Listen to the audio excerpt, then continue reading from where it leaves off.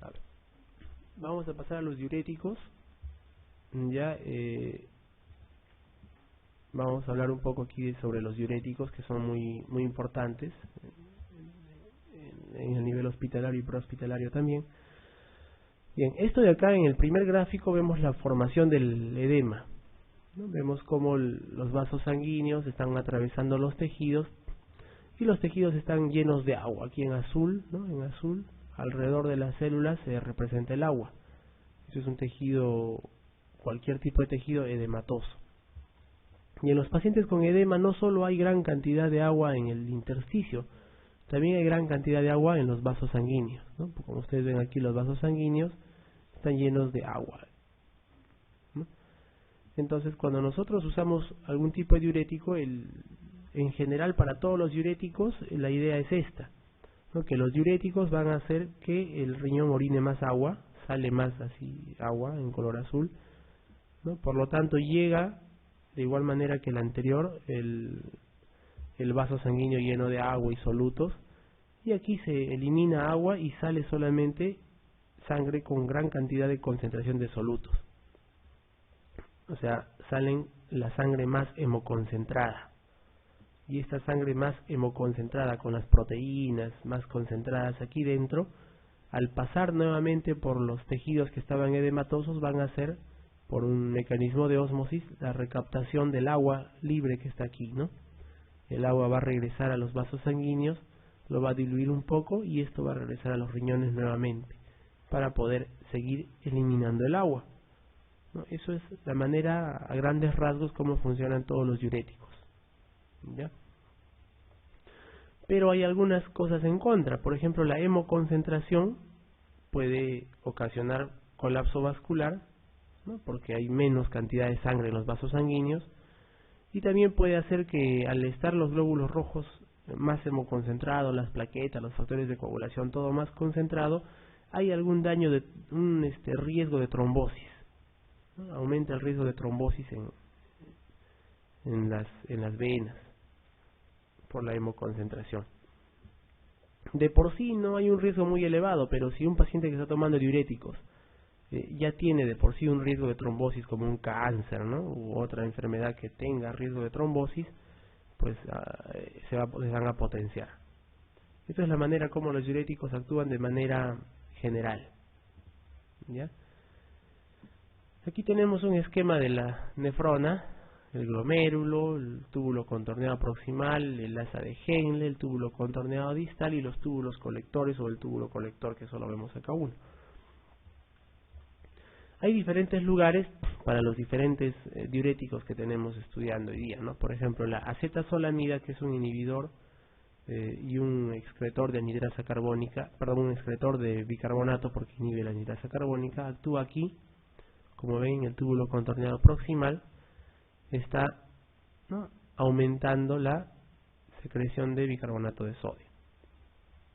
Los agentes osmóticos, en el caso del 2, como el manitol. El manitol, que es un agente osmótico, ingresa al filtrado tubular y no se sale de acá porque no atraviesa membranas fácilmente el manitol. Y dentro del túbulo lo que hace el manitol es jala agua, ¿no? Hace que el agua ingrese. Por ejemplo, aquí vemos en el 2, al estar bien concentrado el manitol, crea una presión oncótica, una presión osmótica intensa dentro de los túbulos, y eso hace que el agua de afuera ingrese, ¿no? Y el paciente pueda orinar más. Esta acción del manitol como agente osmótico o como diurético osmótico es el mismo efecto que tiene la glucosa en el caso de la hiperglicemia. Igualito que el manitol, la glucosa ingresa, no puede ser reabsorbida en esta zona, y como en los diabéticos es tan alta la glucosa que no se puede reabsorber en total, hay cierta cantidad de glucosa que pasa y sigue avanzando, y eso crea un gradiente osmótico y genera jalar agua dentro del túbulo y el paciente se empieza a deshidratar, ¿no? Es un tipo de diuresis osmótica. Por manitol, en algunos casos, por ejemplo, cuando tenemos pacientes con edema cerebral, o por causas de la glucosa en pacientes con diabetes descompensada. En el caso del 3, aquí dice agentes de ASA o diuréticos de ASA. El ejemplo más claro es la furosemida, actúan aquí, ¿no? en el asa ascendente de Henle, en el asa gruesa, la porción ascendente del asa gruesa de Henle. Aquí lo que hace la furosemida es bloquea esta recaptación. Miren, aquí se está recaptando 2-cloro sodio potasio. Hay una bomba que ayuda a recaptar 2-cloro sodio potasio y bloquea esta recaptación, y por lo tanto hace que hacia porciones más distales quede libre pues dentro del túbulo el sodio, el cloro, ¿no? Y esto crea una presión osmótica también que jala agua hacia adentro porque hay más sodio concentrado aquí.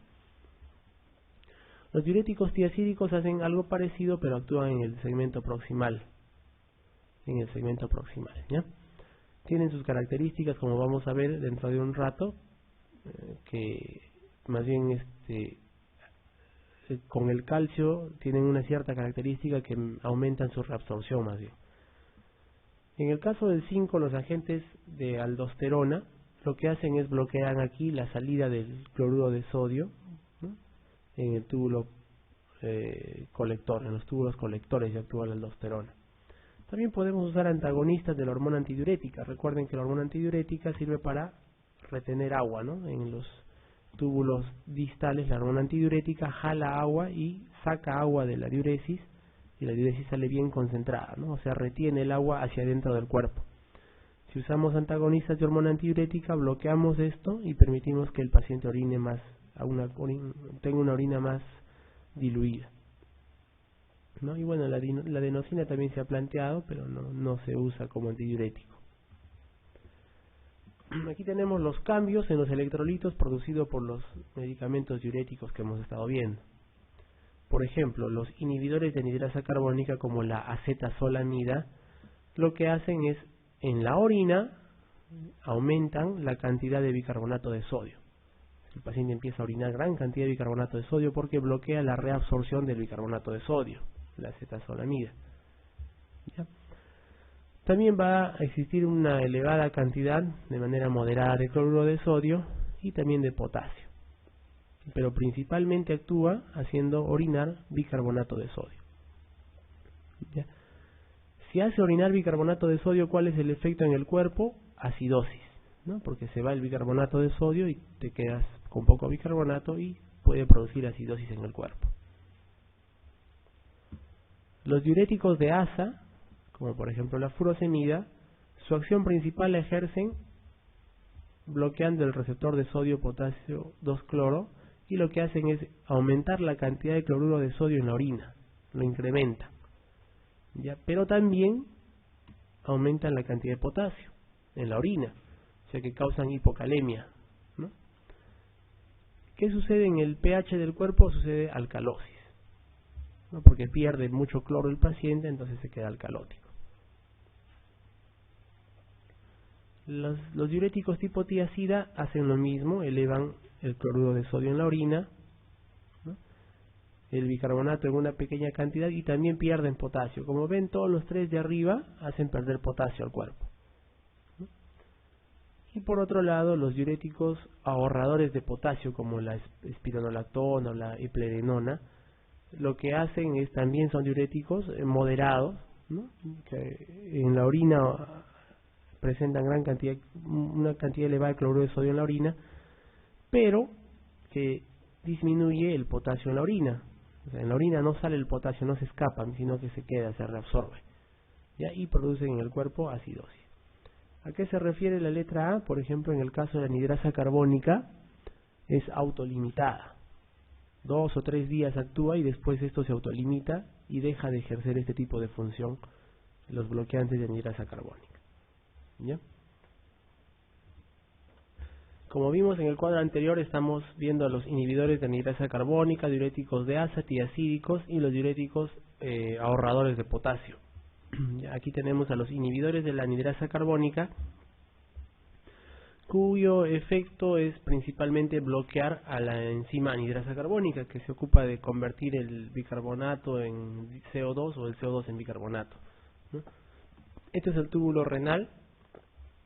Como ustedes recuerdan, lo normal cuando vimos la parte de acidosis o de ácido en base es que el dióxido de carbono con el agua, por acción de la anhidrasa carbónica, se convierta en ácido carbónico, y esto se convertía en bicarbonato más hidrógeno, ¿verdad? el hidrógeno era bombeado hacia afuera, era atrapado por varios mecanismos con los cuales se iba eliminando, ¿no? Lo que hace el inhibidor de anidrasa carbónica es bloquear esta conversión, ¿no? Y bloquea esta conversión. Acá el bicarbonato de sodio que sale, el hidrógeno más el bicarbonato se vuelve ácido carbónico en el lumen, y el ácido carbónico puede retornar a ser agua más CO2 y el CO2 volver a hacer este ciclo. No, la anidrasa carbónica aumenta este estímulo. Lo que hace el inhibidor de la anidrasa carbónica es bloquea esto, y el ácido carbónico se elimina por la orina, ¿no? Pero en realidad lo que está perdiendo es bicarbonato de sodio, ¿ya? Lo que hace es disminuye además de esto, disminuye la secreción tanto del plexo coroideo y del epitelio ciliar, y ahí están sus principales usos, ¿no? No se usa tanto como un diurético el inhibidor de la anidrasa carbónica, la acetazolamida, sino se aprovecha que disminuye la secreción en el plexo coroideo, o sea, disminuye la producción de líquido cefalorraquídeo, y también disminuye la secreción del epitelio ciliar, por lo tanto disminuye la cantidad de humor acuoso, ¿no? que tenemos de todo esto, que puede usarse en disminuir la cantidad de líquido cefalorraquídeo en algún tipo de hidrocefalia, y también se puede usar en glaucoma, ¿no? Porque disminuye la cantidad de líquido dentro de los ojos. ¿Qué cosa también hacen los inhibidores de anidrasa carbónica? Producen acidosis de líquido cefalorraquídeo, ¿ya? Y disminuye la presión intraocular, por eso puede ser usado en glaucoma.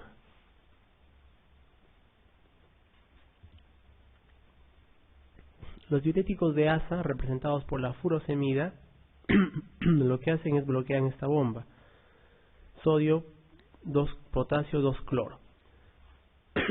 Esta bomba normalmente, ¿no?, lo que hace es ingresa, reabsorbe sodio, reabsorbe un potasio y reabsorbe 2 cloros.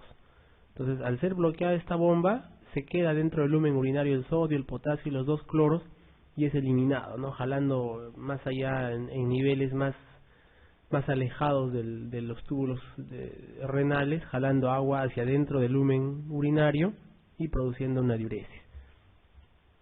Lo que hace también esto es al dejar el potasio y el sodio aquí, aumenta el potencial, ¿no?, el positivo, ¿no? Y este potencial positivo puede hacer que pues el magnesio y el calcio regresen, ¿no?, regresen hacia adentro.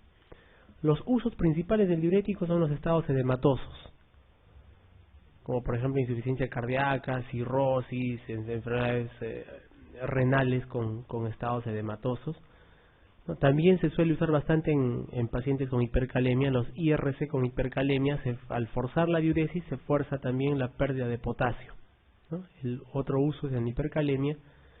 También se puede usar en hipercalcemia, ¿no? También fuerza la salida de calcio, y en la hipertensión arterial es un vasodilatador leve vasodilatadores son, pero pueden producir vasodilatación de alguna manera.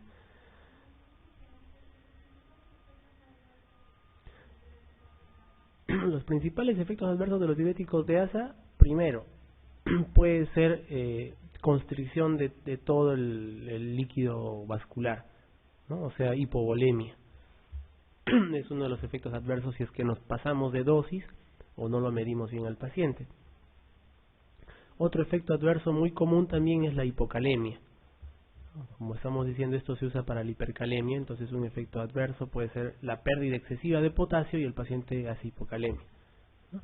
Y la alcalosis metabólica, pues, que puede producirse también. Entonces, ¿qué solemos hacer cuando le damos diuréticos de asa a un paciente? ¿No? Se le dice: ¿sabe qué, señor? Como usted va a tomar diuréticos todo el tiempo, cómprese una balanza, ¿no? El paciente se compra una balanza y todas las mañanas, al momento de despertarse y en ayunas, pésese y anote. Entonces el paciente se pesa y anota, y se le da la recomendación: si usted de un día para el otro cambia medio kilo a más, quiere decir que eso es agua. O sea, si subió medio kilo de un día para el otro, es medio kilo de agua que se acumuló. Nadie sube medio kilo, ¿no?, en peso corporal. O si disminuyó en medio kilo de un día para el otro, es que ha perdido demasiada agua por los diuréticos el día anterior, ¿no? Entonces, así al paciente hay que tratar de mantenerlo dentro de su mismo peso con su dosis de diuréticos, porque como les dije, bien preguntó la doctora, una reacción adversa que es la deshidratación y la hipovolemia, ¿no? El paciente puede perder tanta agua, no se da cuenta, sigue tomando, orinando, y hay constricción de todo el lecho vascular. Eso a la larga podría causar pues cuadros de hipotensión, ¿no? Muy bien. Y los tiazídicos son medicamentos que se usan inclusive bastante para tratar hipertensión arterial, ¿no? La hidroclorotiazida, por ejemplo. Al igual que los diuréticos de asa, excretan sodio y potasio. O sea, permiten la pérdida de sodio y la pérdida de potasio. Se puede usar también en hipercalemia. Su característica es que reabsorben calcio. Ya, reabsorben calcio. Por lo tanto, se puede indicar en pacientes, como dice acá, con cálculos renales cálcicos. Son pacientes que tienen mucha diuresis de calcio, en ellos se le da hidroclorotiazida y se reabsorbe el calcio, ¿no? En pacientes con hipocalcemia se puede usar los diuréticos tiazídicos. También disminuye la resistencia vascular periférica y por eso su principal tratamiento en hipertensión arterial. Aquí están sus tres usos: hipertensión arterial, cálculos cálcicos y edemas. Y las reacciones adversas, para no olvidarnos, como veníamos de la lámina anterior, sería hipercalcemia, es una reacción adversa porque retiene mucho calcio. También puede haber disminución excesiva del líquido corporal, ¿no? Y también puede ocasionarse hipopotasemia o hipocalemia, ¿ya?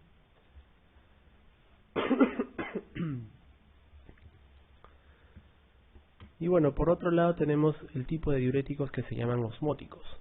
Como habíamos conversado hace un rato, estos diuréticos osmóticos actúan igualito como lo hace la glucosa en los casos de crisis hiperglicémica, ¿no? Lo que producen se llama diuresis osmótica, o sea que el medicamento llega dentro de los túbulos y desde ahí jala agua hacia adentro de los túbulos, ¿no? Y hace que orines bastante agua. Lo que produce es excreción de agua diluida junto con electrolitos. Por eso que los pacientes, además de tener deshidratación, pueden tener trastornos de electrolitos. Un diurético osmótico que se usa bastante es el manitol, ¿no? Y lo suelen usar en pacientes que hacen edema cerebral o que hacen ACVs hemorrágicos extensos con edema cerebral alrededor. Lo que sí hay que tener en cuenta, muchísimas veces yo he visto que indican manitol pero no indican rehidratación. Recuerden que el paciente va a empezar a orinar. Si le pones manitol va a empezar a orinar 4 litros, de 3 litros para arriba al día. Y si tú no le pones la misma cantidad de rehidratación, el paciente se puede deshidratar de manera severa, ¿no? Como les dije aquí, su principal uso es disminuir el edema cerebral y en algunos casos en glaucoma se puede usar una dosis de diuréticos, ¿no? Una o algunas dosis pequeñas de diuréticos para disminuir también la cantidad de humor acuoso. Y dado que los diuréticos osmóticos como el manitol no cruza fácilmente las membranas, solamente se puede administrar endovenoso y no vía oral. ¿Qué pasa si le administramos vía oral a un paciente manitol? Le damos a tomar manitol. El manitol se va a quedar dentro del intestino, va a avanzar y a medida que va avanzando, sin poder ser absorbido, va igual generando una presión osmótica y va a hacer diarrea el paciente, pues, ¿no? Por manitol.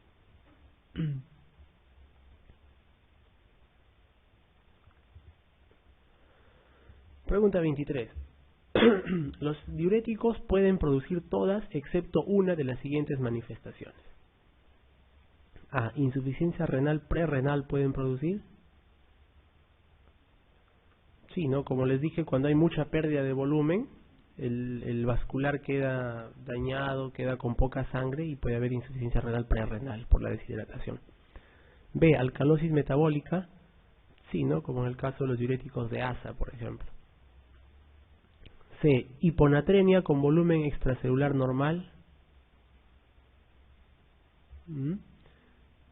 Con volumen extracelular normal.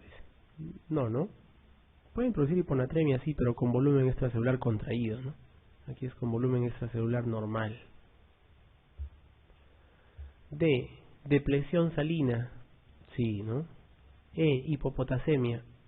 También. Entonces, ¿cuál no es? La C. La hiponatremia con volumen extracelular normal. Ese no es. 24. ¿De cuál de los siguientes fármacos no hay demostración de que sea útil en el tratamiento del infarto agudo de miocardio? ¿Ya? Ácido acetilsalicílico se usa en infarto, la aspirina sí es útil, ¿no?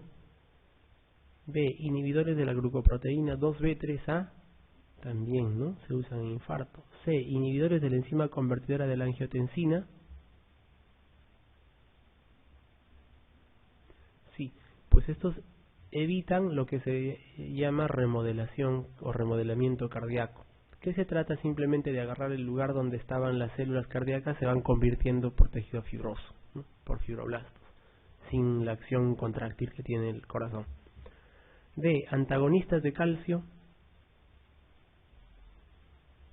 No se usa en infarto de miocardio. E. Beta bloqueantes. Sí, por la acción que dijimos hace un rato, ¿no? Que disminuyen el consumo de oxígeno del músculo cardíaco. Entonces, ¿cuál de estos no tiene acción en el tratamiento del infarto de miocardio? Los antagonistas de calcio.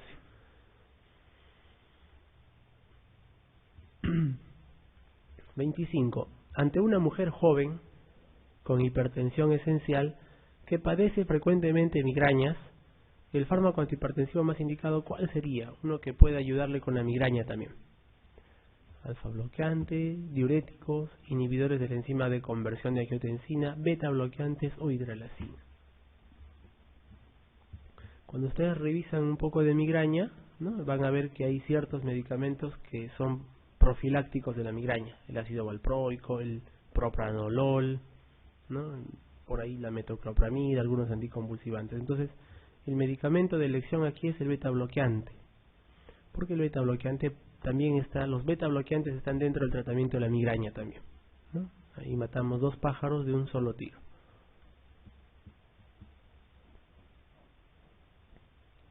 26. Ante un paciente hipertenso con insuficiencia cardíaca añadida, miren, hipertenso y además tiene insuficiencia cardíaca, además de tratarse con diuréticos, ¿cuál de los siguientes sería el antihipertensivo de elección y más eficiente? Además de diuréticos, beta bloqueantes, inhibidores de la enzima de conversión, alfa bloqueantes, antagonistas de calcio o antagonistas de receptores de angiotensina 2.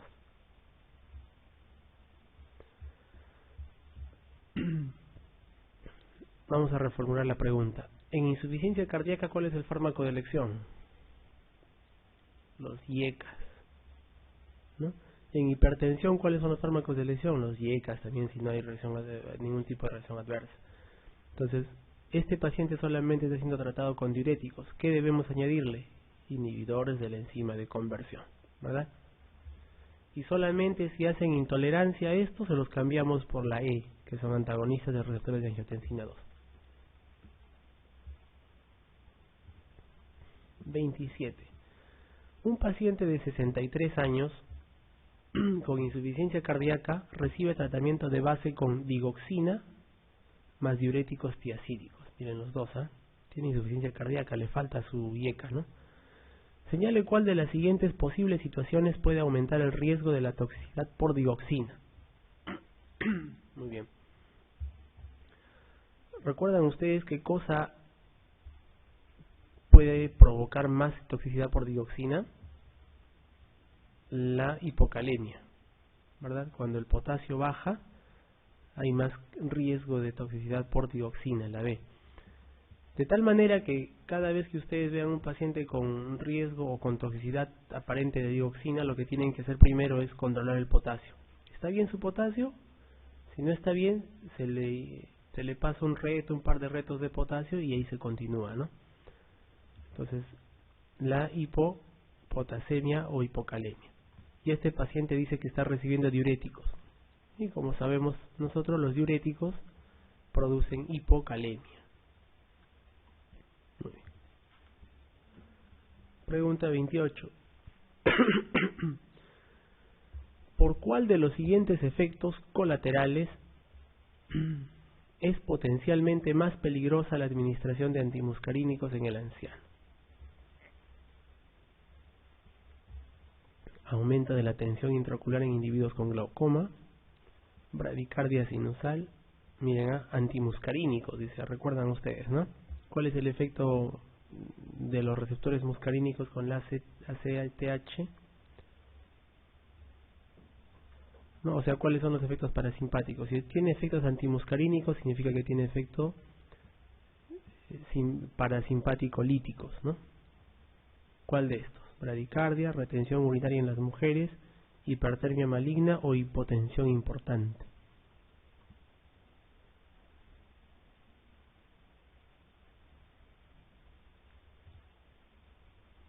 Aumento de la tensión intraoculares, ¿no? En individuos con glaucoma. Por ejemplo, si está usando atropina, ¿no? Puede haber aumento de la tensión intraocular en los individuos con glaucoma. ¿Por qué? ¿No? ¿Qué hace la atropina? Hace dilatación de la pupila, ¿no? Y a los pacientes que tienen glaucoma, la dilatación de la pupila hace que se cierre el lugar por donde se drena el humor acuoso y se retiene o aumenta. La producción sigue normal, pero disminuye la excreción de humor acuoso, la excreción.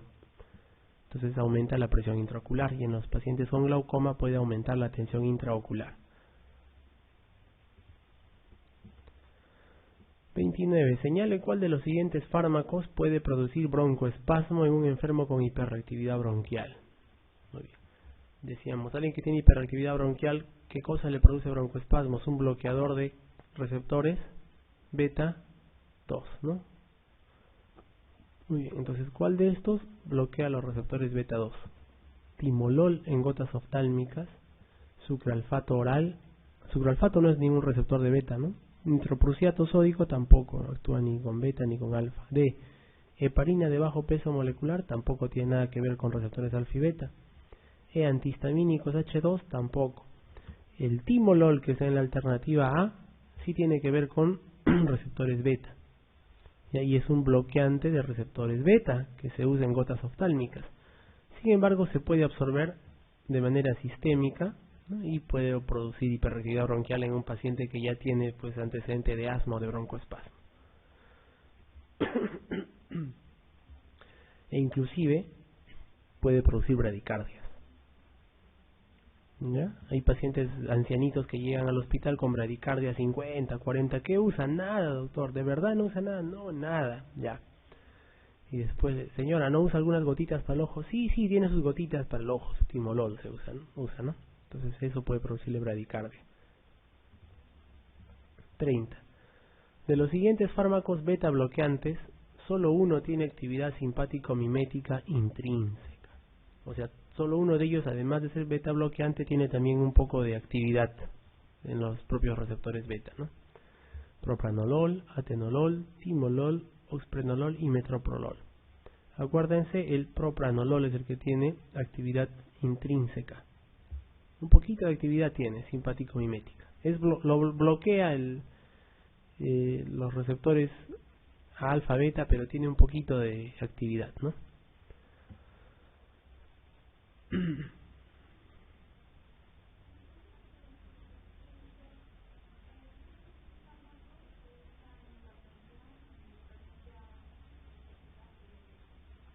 O sea que sea para los dos, en hipertensión y hiperplasia prostática benigna. Los alfa bloqueantes puedes usar, pues, ¿no? Terazocina, tamsulosina. Alfa bloqueantes, ajá. Ya, terazocina es uno de ellos, terazocina, y el otro es tamsulosina. Los dos están disponibles en el mercado, ¿eh? Se le indica una pastita por día, una por noche. Yo prefiero indicarles por noche porque se duermen, ya no les baja mucho la presión, ¿no? Eso se usa en hiperplasia de próstata combinado con hipertensión arterial. Cualquiera de los dos alfa bloqueantes. Muy bien, aquí es la respuesta a la A, propranolol, ¿ya? Del 30. Un poco de actividad simpático-mimética tiene, propranolol.